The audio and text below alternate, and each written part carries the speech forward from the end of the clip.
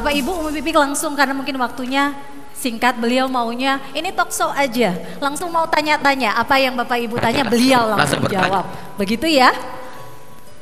Mungkin ini curhat sedikit, Ge. Saya memiliki, saya harus mengasuh ibu mertua, di mana ibu mertua saya itu sebenarnya tidak cocok dengan suami saya, seperti itu. Jadi di sini posisi saya terjepit gitu, antara saya harus patuh kepada suami dan saya harus mengasuh ibu mertua saya yang sering tidak cocok dengan suami saya, begitu. Di satu sisi saya juga ada anak laki-laki yang melihat perilaku kami kepada ibu mertua kami. Terima kasih. Baik, bismillahirrahmanirrahim. Assalamualaikum warahmatullahi wabarakatuh. Alhamdulillah, wassalatu wassalamu ala rasulillah, la hawla wa la quwata illa billah. Allahumma salli ala sayyidina Muhammad wa ala ali sayyidina Muhammad. Rabbi israh li sadri wa yassir li amri wahlul 'uqdatam min lisani yafqahu qawli, amma ba'du. Alhamdulillah, siang ini dipertemukan oleh wali-wali murid, orang tua. Sudah pasti kalau ada anak yang hebat, pasti ada orang tua yang hebat di belakangnya. Kan gitu ya. Kalau ada anak yang soleh dan solehah, sudah pasti ada orang tua yang soleh dan solehah. Betul gak kira-kira? Karena peran kedua orang tua ini penting. Bukan cuma seorang ibu saja yang mendidik, karena ayahnya sudah mencari nafkah, tapi keduanya ya, pendidikan anak-anak gak diserahin kepada seorang ibu saja, tapi seorang ayah juga. Ini yang paling penting.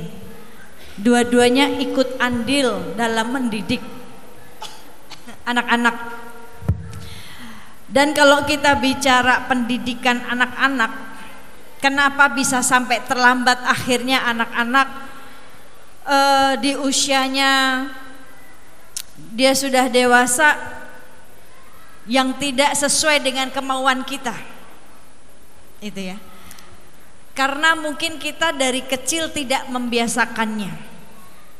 Kalau kita melihat ajaran dari Rasulullah Sallallahu Alaihi Wasallam, pendidikan yang sesuai dengan ajaran Rasulullah, sudah pasti yang pertama kita kuatkan tauhid anak-anak dulu. Itu yang paling utama. Kuatkan tauhidnya, kenalkan Allah kepada anak-anak kita. Ini yang paling penting. Anak harus tahu bahwa dirinya, orang tuanya, ayah bundanya itu milik Allah. Bahkan dia hanya sebatas titipan, semuanya amanah. Ibu dititipin anak, amanah. Suami dititipin istri, amanah. Istri titipin suami, amanah. Anak dititipin orang tua, amanah. Semuanya amanah. Namanya sebuah amanah berarti harus dijaga dengan baik. Ini apalagi dalam satu rumah banyak kepala, untuk menyatukan satu kepala ini susah. Tapi bagaimana Rasulullah Sallallahu Alaihi Wasallam mengajarkan, didiklah anakmu sesuai dengan zamannya, jangan sesuai dengan zamanmu. Bu, zaman kita sama zaman anak kita udah beda. Betul nggak Bu? Zaman kita dulu mungkin seusia anak-anak kita nggak pegang handphone. Handphone menjadi barang yang sangat mahal, barang mewah. Tapi anak-anak sekarang, lihat di zaman sekarang anak kecil juga sudah pada pegang handphone. Maka Rasul katakan jangan didik anak kita ini sesuai dengan zamannya kita. Istilahnya jadul Bu, zaman dulu ya. Tapi zamannya mereka. Dan mereka ini lagi punya istilahnya nih, anak kita lagi pada punya mainan. Ya mainannya jangan dirampas sama kita, pasti nangis, pasti marah. Ibu punya handphonenya dirampas sama suami aja nggak suka kan gitu. Udah ketar-ketir, suami juga sama, punya handphone dipegang sama istrinya, pasti ketar-ketir. Betul nggak Bu? Betul nggak kira-kira di zaman now? Ya, handphone sudah menjadi privasinya masing-masing. Ini zaman sekarang. Jadi jangan saling merampas gitu. Anak kita punya mainan, lagi seneng-senengnya main, ibu rampas, pasti marah, pasti nangis.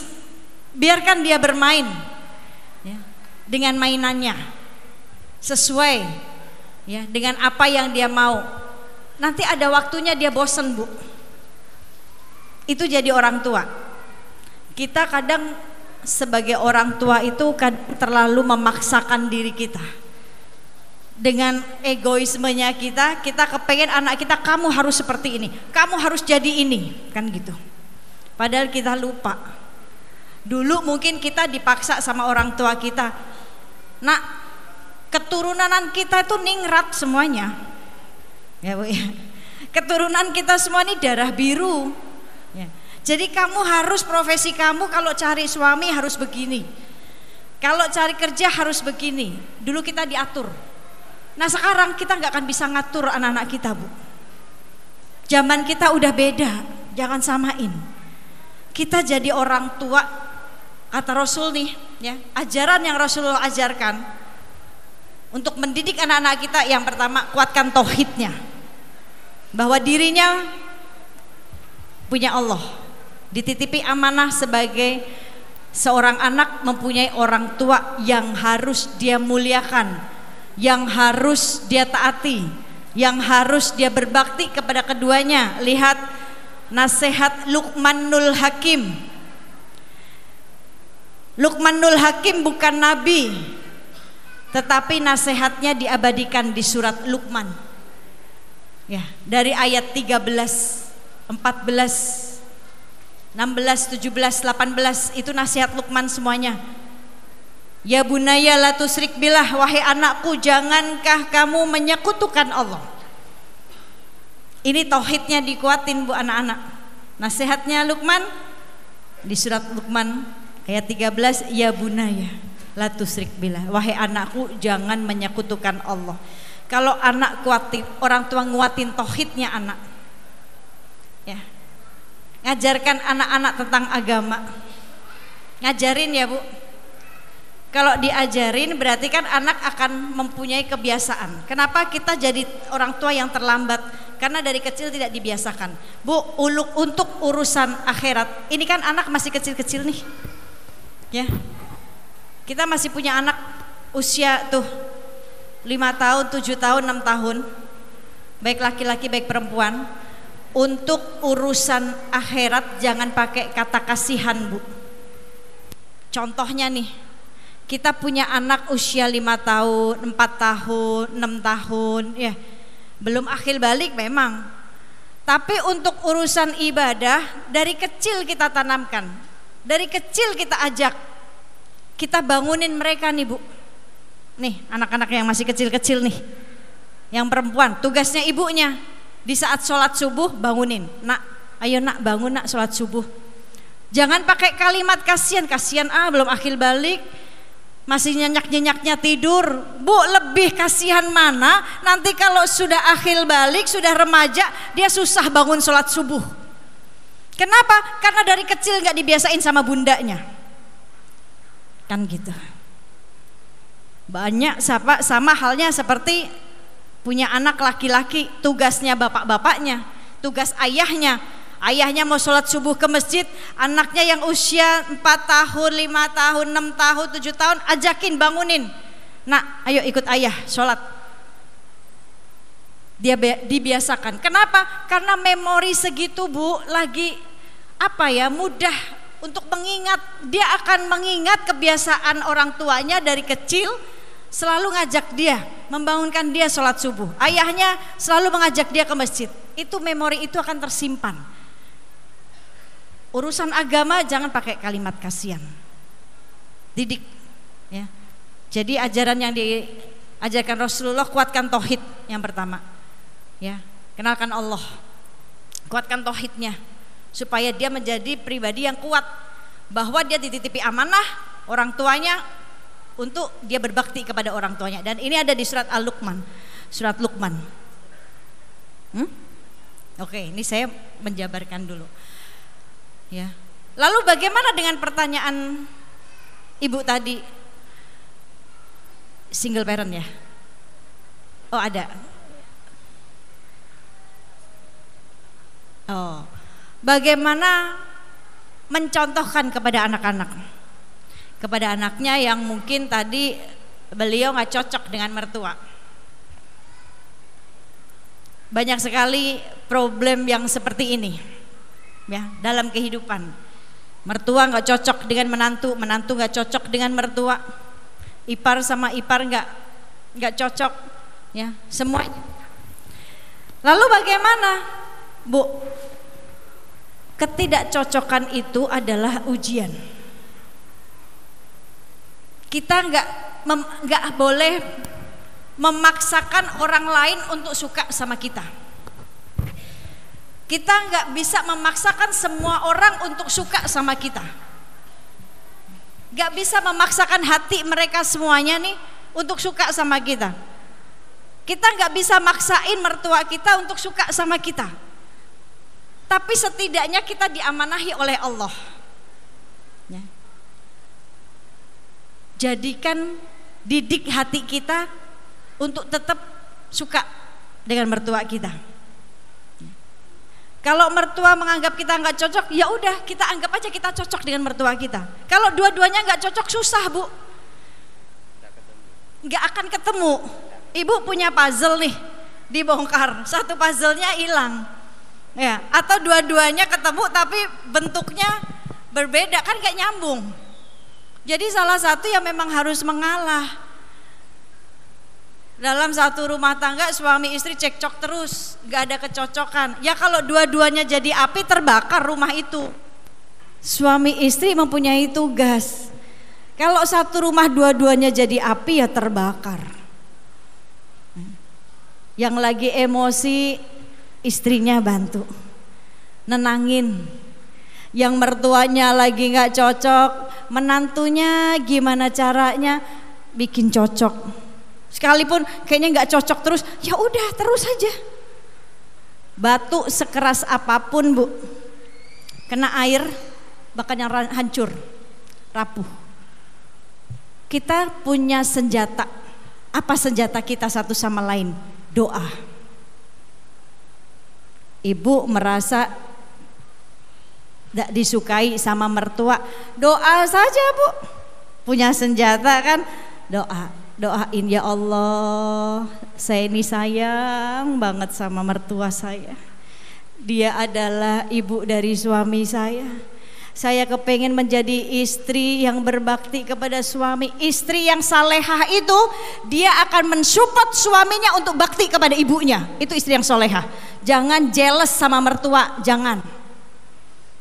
Istri yang salehah, dia mensupport suaminya untuk bakti sama ibunya. Ya, karena ini tugas seorang laki-laki, seorang anak laki-laki, dia harus bakti kepada ibunya. Maka senjata kita doa, Bu.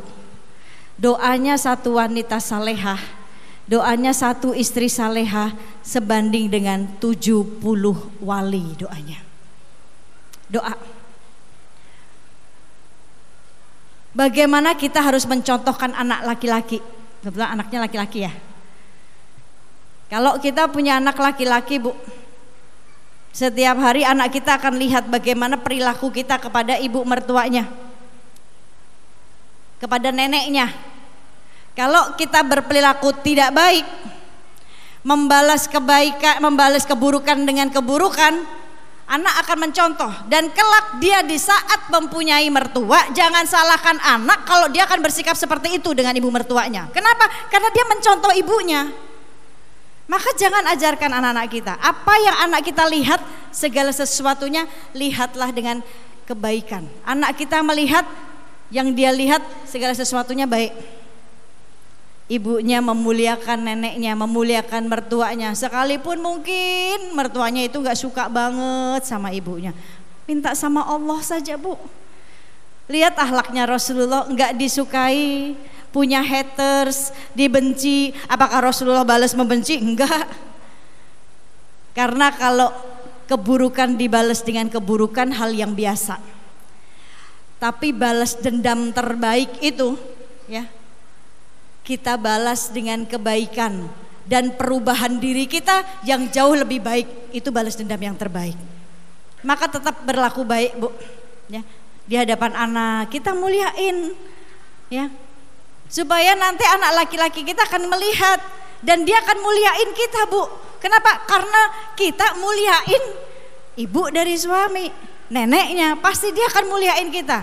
Wallahi dia akan muliain kita, ya, karena kita mencontohkan hal itu kepada anak kita. Dia akan jadi seorang laki-laki, seorang suami yang kelak muliain istrinya. Dia akan kelak memuliakan, dia sebagai seorang anak akan memuliakan ibunya. Ini jadi contohkan, walaupun gak cocok, terus doa, minta sama Allah, ya Allah lembutkan hati mertua saya, ya Allah. Terus doa seperti itu, Bu. Dan tetap dengan perilaku kita yang baik, kita muliain orang tua, ya, nanti lama-lama luluh, percaya deh, ya, insya Allah. Oke, itu tadi ada jawaban dari Umi Pipi. Berarti kita sebagai orang tua harus selalu sumeh, ya, kalau bahasa Jawa itu. Betul. Iya, sumeh ya. Apa sumeh itu ya? Iya, ramah. Humble, harus humble. Iya. Saya cuman pengen tahu ya, sebenarnya orang tua kalau stres itu sebenarnya di depan anak pada saat anak membutuhkan kita, itu adil nggak sih pada saat saya bilang, nak maaf, mama lagi banyak pikiran misalnya. Betul. Gitu, adil nggak sih, boleh nggak sih? Baik. Jadi terus punten pisan, apakah mungkin berdasarkan dari pengalamannya Umi yang mengurus anak-anak sendirian gitu, gimana mengurus anak-anak sendiri, terus pada saat lagi pikiran lagi susah mungkin ya, punten, terus anak-anak lagi butuh perhatian, itu gimana? Bagaimana menghandle-nya? Baik. Kalau ditanya adil nggak sih? Nggak adil, Bu. Ya, nggak adil. Anak nggak butuh apa ya? Saat kita lagi banyak masalah, ya, jangan libatkan anak dengan segala masalah kita. Jadilah ibu yang tangguh, bukan ibu yang cengeng di hadapan anak. Saya tuh gak pernah nangis di hadapan anak saya, ya. Gak kepengen. Kalaupun susah, ya sudah, anak jangan sampai ngelihat ibunya susah. Kalau kita pengen punya anak tangguh, ya kitanya harus tangguh. Kalau kita pengen punya anak-anak kita kuat, dewasa, ya kitanya harus dewasa, kitanya harus kuat. Jangan kita punya masalah lagi berantem sama ayahnya, lagi berantem sama suami, terus kita gak adil banget kita membagi perasaan kita kepada anak kita. Jangan gitu, ya, jangan bebankan itu ke anak-anak. Dan bahkan jangan sampai anak-anak itu melihat. Karena apa? Dia akan berpikir, ya kalau dia berpikirnya baik, kalau dia berpikirnya kepada salah satu kedua orang tuanya ini buruk, oh bundaku sedih nih gara-gara ayahku nih, kan gitu. Jangan, itu hal yang gak adil banget. Kalau menurut saya, entah, nggak tahu, mungkin menurut psikolog saya nggak tahu. Tapi kalau menurut diri saya itu nggak adil, ya. Karena anak akan melihat bagaimana orang tuanya. Dan kalau pengalaman saya, bagaimana mendidik anak-anak saya, justru saya mendapatkan pelajaran dari anak-anak saya, mendapatkan hikmah pelajaran dari anak-anak saya.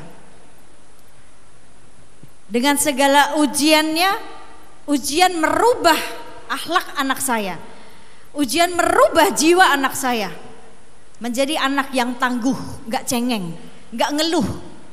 Mungkin kalau dulu masih ada kedua orang tuanya, masih ada ayahnya, dia menjadi anak yang sangat-sangat manja. Sangat manja semuanya. Kalau pengen apa-apa harus dituruti. Dan almarhum Uje tipe orang yang seorang ayah yang apapun yang anaknya minta diturutin. Gitu. Karena selagi di dunia katanya. Ya. Tetapi ternyata hal itu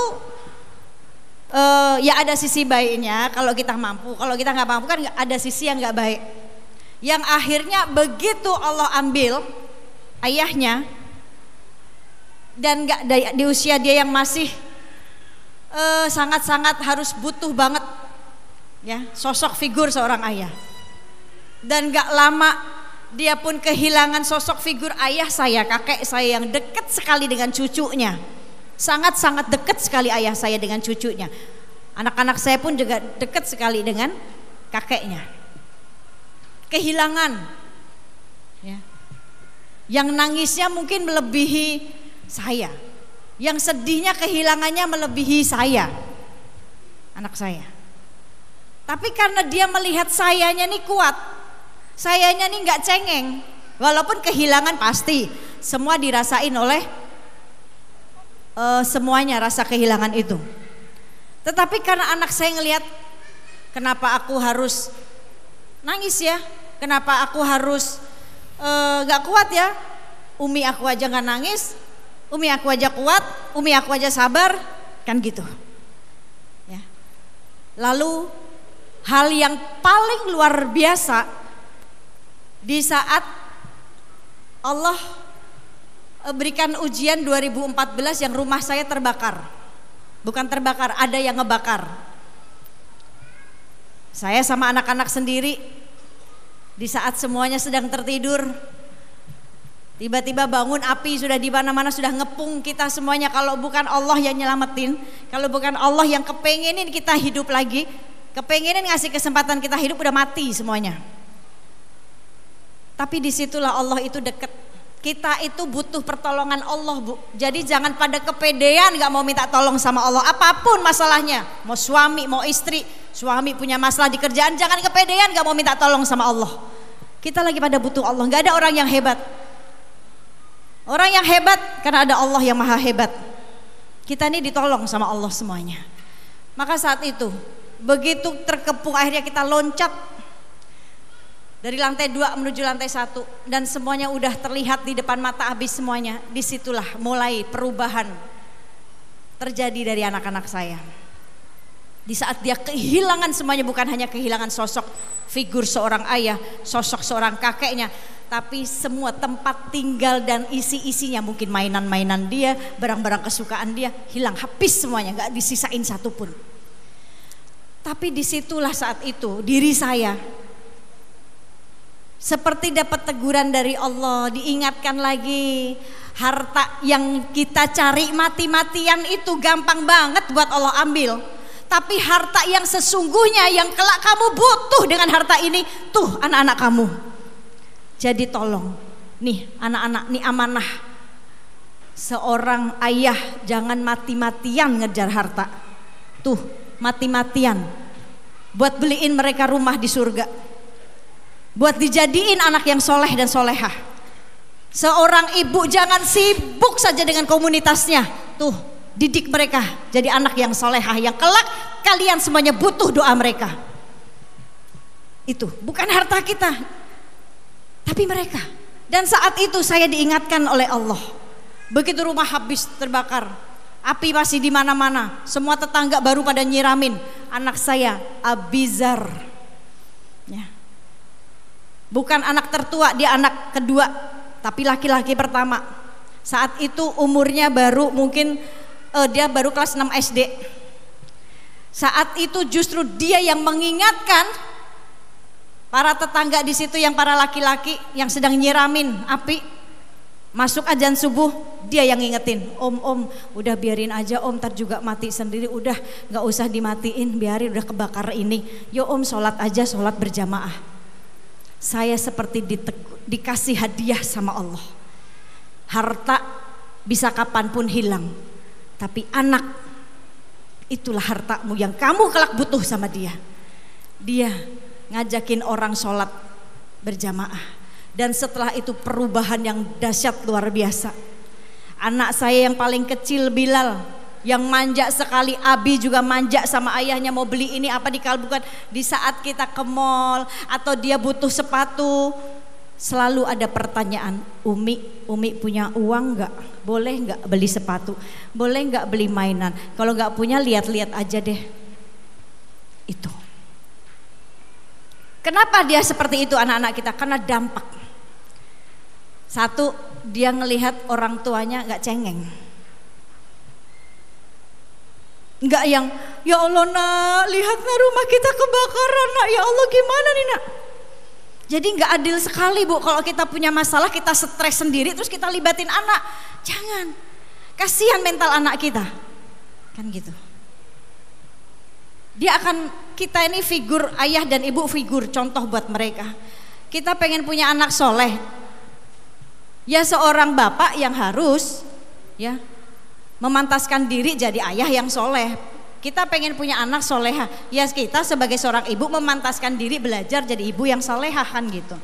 Itu, jadi nggak adil jika ibu libatkan anak-anak dengan segala masalahnya. Bu, libatin Allah aja jauh lebih baik. Caper ke Allah aja, ya. Caper ke Allah jauh lebih baik, jauh lebih enak kalau caper ke Allah, cari perhatiannya Allah, insya Allah. Baik, terima kasih Bu Pipik. Emosi terbawa. Baik, satu pertanyaan lagi, masih ada waktu, silakan. Bismillahirrahmanirrahim. Assalamualaikum warahmatullahi wabarakatuh. Saya ingin menanyakan, perlu nggak sih kita tuh keras ke anak agar dia mau ibadah minimal sholat? Terima kasih. Bisa. Di surat Luqman ayat 17, di Al-Quran di surat Luqman ayat 17, Luqman mengatakan, menasehati kepada anaknya, dirikan sholat, jangan tinggalkan sholat. Lalu pertanyaannya, boleh gak kita keras? Rasul mengajarkan Bu, ajarkan anak-anak kita ini sholat di usia dia 5 tahun. Diajari dari usia 5 tahun udah diajarin sholat. 6 tahun 7 tahun gak sholat, kata Rasulullah boleh dipukul. Tapi pukulnya pukul sayang Bu, pukulnya bukan pukul nyiksa anak kita, bukan. Ya. Gak boleh diajar gitu kan? Itu kayaknya KDRT ya. Nanti ya? bisa dilaporin ya. Hati-hati. Nanti anak kena HAM nanti. Ya, boleh, karena Rasul mengajarkan kalau umur 7 tahun dia nggak mau sholat, pukul. Tapi usia 5 tahun, 6 tahun ajak. Ya. Saat 5 tahun, 6 tahun sudah diajari, sudah diajak, 7 tahun nggak mau sholat, pukul. Tapi pukulnya pukul sayang Bu. Ya, pukul sayang. Bahkan di dalam nasihatnya Luqman, ya, jadilah kita merasalah diawasi oleh Allah. Nah ini penting kita nasihatin ke anak-anak kita. Jadilah diri yang merasa diawasi oleh Allah. Kenapa? Kalau kamu sholat nak, jangan sholatnya karena takut sama bunda. Di rumah kamu sholat karena takut sama bunda. Tapi di luar nanti karena gak ada bunda kamu gak sholat. Jadi sholatlah kamu karena kamu merasa diawasi oleh Allah. Jadi di luar kamu gak sholat, silahkan. Kok silahkan bunda, boleh gak sholat? Boleh, asal Allah gak tahu. Anak kita bingung gak Bu? Jangan asal bunda gak tahu, tapi asal Allah gak tahu. Loh bunda, kan Allah maha tahu, Allah maha melihat. Ya berarti jawabannya kamu harus sholat. Kan gitu. Kamu mau bohong boleh nak, silahkan. Asal Allah gak tahu, asal Allah gak denger, asal Allah gak lihat. Ya gak mungkin lah bunda, kan Allah maha melihat. Ya berarti jelas kamu gak boleh bohong. Kan gitu. Mungkin ayah bunda nggak tahu, ayah bunda nggak lihat. Kamu mau maksiat di luar silahkan, asal Allah nggak lihat nak. Tanamin tauhidnya. Nggak mungkin dong bunda, kan Allah maha melihat. Ya berarti jawabannya jelas, nggak boleh maksiat karena ada Allah, bukan karena ada bunda atau ayah, tapi karena ada Allah. Itu pentingnya tauhid untuk anak-anak kita. Berarti tegas perlu ya. Tegas perlu. Karena Rasul mengajarkan, ajarkan anak-anakmu yang pertama agama, yang kedua ajarkan dia punya tanggung jawab, itu yang kedua, dan ketiga amanahi dia. Tegasnya itu supaya dia bertanggung jawab, tegasnya itu supaya dia amanah, dia beramanah, dia sebagai seorang hamba Allah, dia amanah, dia sebagai seorang anak. Apa tugasnya seorang anak kepada orang tua, apa tugasnya dia sebagai seorang hamba Allah. Itu tegas boleh, tapi jangan pakai kekerasan, kan kita. Betul. Ya, karena penting Bapak Ibu, kalau bisa saya bocorkan, kita di sekolah hanya bisa membackup gitu ya, hanya bisa kasih semangat sedikit. Selebihnya Bapak Ibu gitu ya, Bapak Ibu yang harus. Betul, karena anak-anak kita itu betul punya orang tua. Di rumah bapak ibunya jadi orang tua. Betul. Di sekolah guru-gurunya juga jadi orang tua. Nah, ini juga penting juga buat guru-guru. Karena karena kalian guru-guru diamanahi oleh orang tuanya yang di rumah, maka jadi gurulah yang baik seperti orang tuanya yang di rumah. Jadi gitu. Jadi anak-anak akan merasa nyaman. Terus di lingkungan masyarakat pun juga orang tua mereka semua, maka lingkungan masyarakat pun juga harus mencontohkan hal yang baik. Iya, betul. Satu kalimat menarik yang setiap poin sudah Bapak Ibu catat. Kira-kira apa yang hari ini saya dapat? Boleh tahu? Pasti. Sudah apa belum? Mungkin yang terakhir kali. Saya mau ngasih semangat. Betul. Satu semangat dari Ibu Pipik untuk kita semua. Saat anak kita mungkin bertanya sama kita, ada pertanyaan, Bunda, kok kita diuji sih?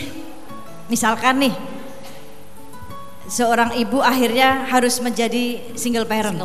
Betul. Terus anak bertanya, Bunda, berarti Allah nggak adil ya sama kita? Allah nggak sayang ya sama kita? Kok kita diuji sih Bunda? Kok ayah kita diambil sih? Kok ayahku diambil sama Allah? Kan aku masih butuh ayah. Itu pertanyaan anak saya dulu. Terus saat dia kehilangan kakeknya, dia pun bertanya. Itu yang nanya Abizar dulu, Bu. Allah gak adil lagi ya Allah gak adil, Allah gak sayang. Kita diuji terus.